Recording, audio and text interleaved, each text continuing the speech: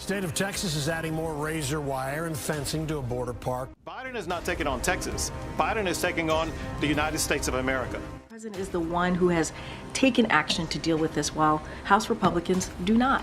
If Joe Biden federalizes our National Guard, that would be the biggest political blunder. Half of America now is standing against the Biden administration. We are in imminent danger. State of Texas is adding more razor wire and fencing to a border park in Eagle Pass.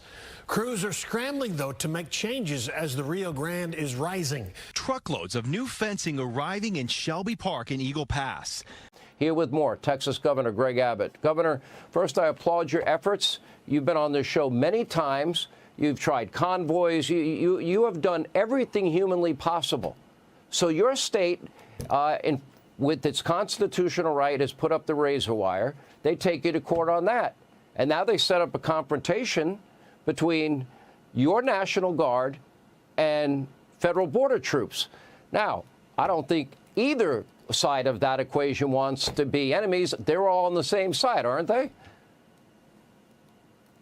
They are, and as you pointed out, and as Border Patrol Council and Border Patrol members have made clear to Texas and to myself, they want to have nothing to do with regard to tearing down that razor wire or tearing down the barriers that Texas has erected for one simple reason, and that's because they are working. Border Patrol says that what Texas has done to secure the border actually makes their job even easier. The only resistance we're facing is coming from Joe Biden.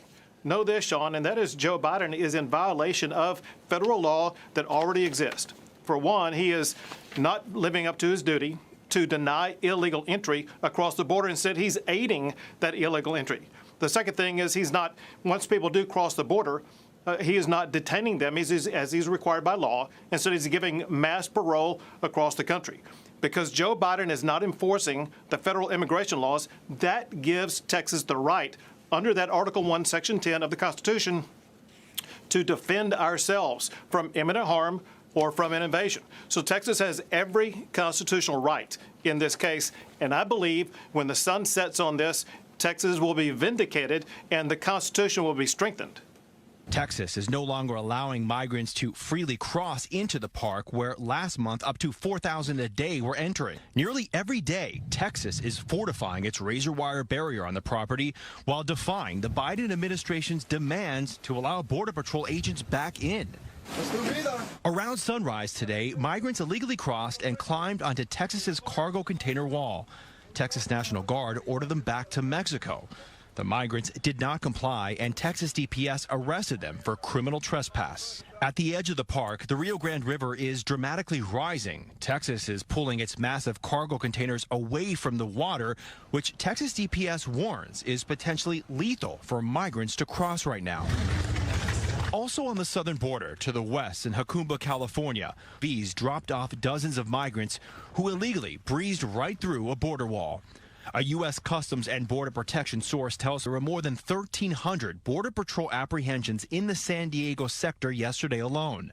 1,100 were single adults, with more than 160 from China and 120 from Vietnam. The San Diego sector has seen more than 100 Chinese nationals each day over the past week. Joe Biden has been aiding and abetting in the law breaking. Joe Biden, I'd even go further.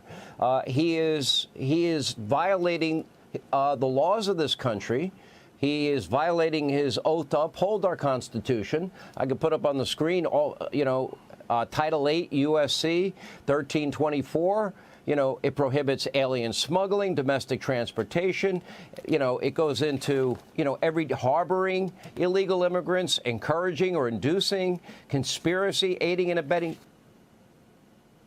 Well, fair point, but also you're making another profound point. You listed all those different ways that the Biden administration has these duties and responsibilities. Because they're not just doing that job poorly, but because they have totally abandoned doing that job whatsoever. That is exactly what gives Texas our constitutional right for Texas to be able to act.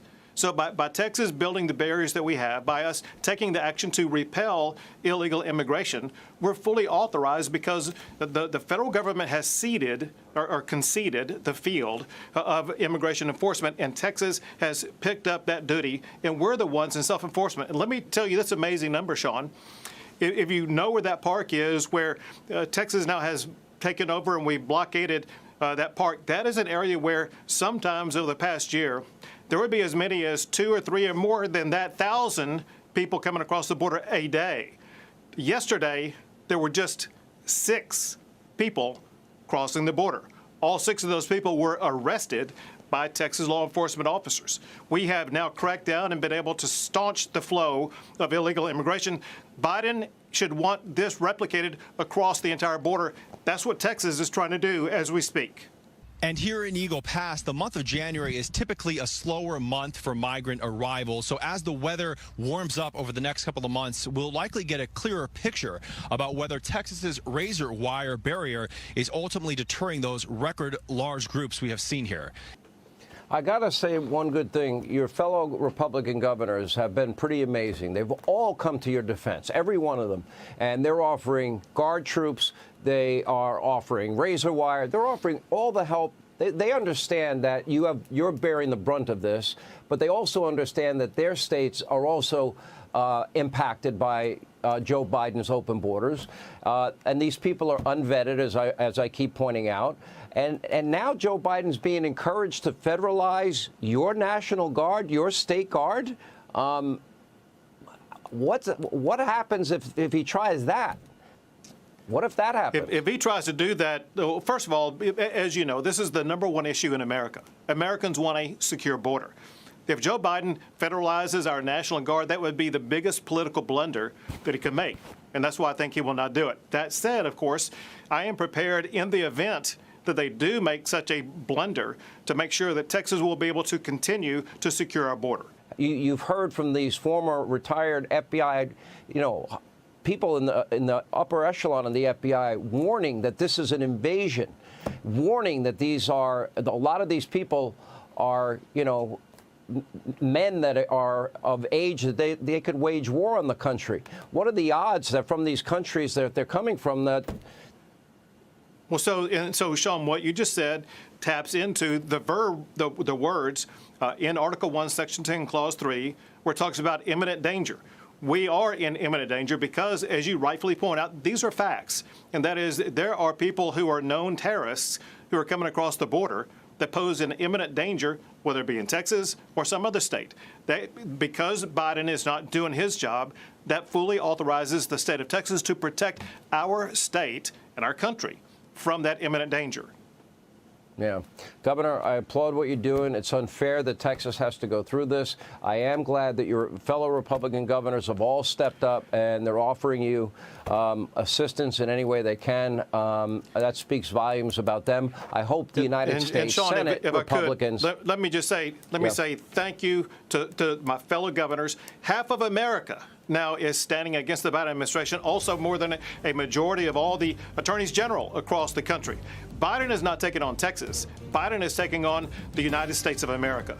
You've done a great job, Governor, under very difficult circumstances, and everybody's pulling for you down there. Hang in there. Thanks, Green. First, a whole high school in New York is having remote classes today because the building was needed to house people who came into this country illegally. So what is the president's priority in this case? Is it the migrants or is it the students? So let me just clear this up a little bit.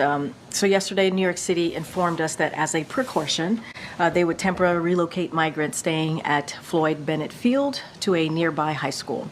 As of this morning, all migrants have returned to the facility at Floyd Bennett Field.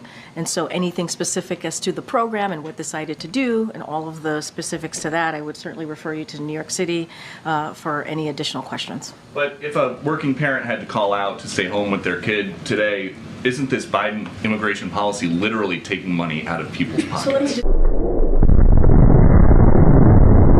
let me just say, I'm going to actually go back to your first question for a second because I think I do need to address that, which is, when it comes to education, migrants, the economy, the president deals with multiple issues all at once. That is his job. There are multiple things happening all at once.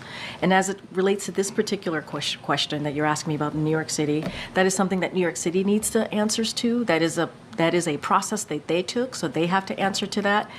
And as it relates to migrants and what's happening at the border, look, the president has taken this issue very seriously by making sure that on his first day, which is almost 3 years, it'll be a couple weeks, it'll be 3 years ago, that he put forward a comprehensive immigration legislation to deal with what's happening with the immigration process, obviously, and also the border. And this is an issue that's been going on for decades. The system has been broken for decades. And the president is the one who has taken action to deal with this, while House Republicans do not. They get in the way. And Hunter Biden on Capitol Hill today. Oh boy. Here we go. How big of a headache is that for you?